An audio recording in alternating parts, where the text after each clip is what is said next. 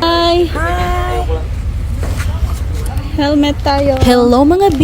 Sobrang thankful ko talaga kasi nandito na naman kayo upang samahan ako para sa pagpapatuloy ng ating Puerto Princesa Underground River Diary. Para sa mga B natin na hindi na umpisahan yung ating Underground River Diary, pwede nyo pong panoorin ang Part 1 at Part 2 nitong ating Underground River Escapade. At para magkaroon na rin kayo ng idea kung paano makarating dito sa Sabang Village. Once na narating na natin yung pinaka-location nitong underground river, ay nagkaroon muna ng orientation kung ano yung mga pwede at hindi pwedeng gawin sa labas at loob ng cave. Binigyan din tayo ng helmet na isusuot natin bilang protection sa loob. At dahil nga sobrang dami ng mga turista dito, lalo na kapag peak season, ino-offer din nila ang mangrove forest tour while waiting sa queue natin papasok ng cave. Or kung trip mo naman ang maglakad-lakad, meron din silang mga trail na ino-offer dito. At ang pinakagusto ko nga ay yung monkey trail. Nakakatuwa nga kasi sobrang dami rin ng mga unggoy dito sa forest nila. Kung ayaw mo namang gawin yung mga other side trip, you can opt to do photoshoot instead.